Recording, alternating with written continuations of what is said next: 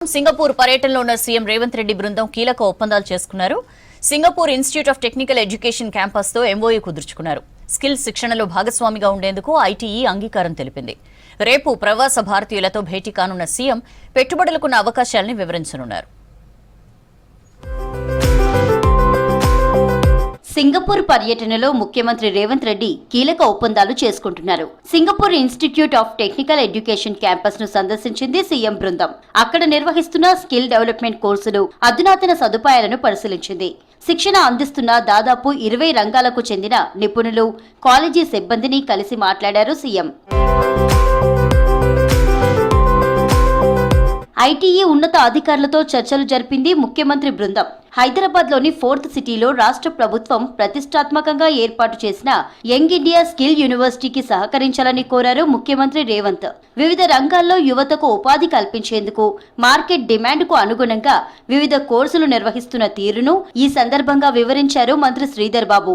నైపుణ్యాభివృద్ధి శిక్షణలో భాగస్వామ్యం కోసం పరస్పర సహకారం అందించాలని కోరారు. సీఎం బృందం విన్నపానికి ఐటీఈ ప్రతినిధి బృందం సానుకూలంగా స్పందించింది.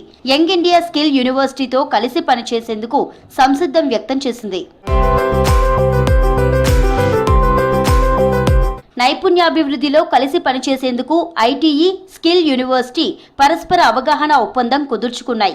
ఈ ఒప్పందంపై university VC Subbarao, Singapore ITE ప్రతినిధి బృందం తరపున academic and admin services deputy director Parvinder Singh, IT education services deputy director Fabian Chiang సంతకాలు చేశారు. త్వరలోనే ఐటీఈ ప్రతినిధి బృందం హైదరాబాద్ సందర్శించనుంది.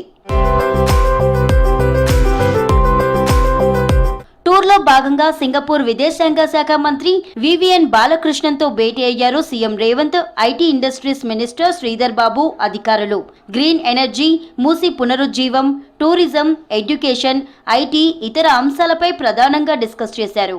రేపు సింగపూర్లోని పారిశ్రామికవేత్తలు, ప్రవాస భారతీయులతో భేటీ కానున్నారు సీఎం రేవంత్, మంత్రి శ్రీధర్ బాబు. రాష్ట్రంలో పెట్టుబడులకు ఉన్న అవకాశాలను వివరించనున్నారు. ఇక రేపు ఎల్లుండి సింగపూర్లో పర్యటించనున్న రేవంత్ బృందం ఆ తర్వాత దావోస్ వెళ్లనుంది. అక్కడ 20, 21, 22 తేదీల్లో జరగనున్న 2025 వరల్డ్ ఎకనామిక్ ఫోరం సదస్సుకు అటెండ్ అవుతారు రేవంత్ రెడ్డి. గత సంవత్సరం దావోస్ పర్యటన సందర్భంగా 40,000 కోట్ల పెట్టుబడులు వచ్చాయని చెప్తున్నారు నేతలు. ఇక ఈసారి అంతకు మించి పెట్టుబడులు తెస్తామంటోంది సీఎం బృందం.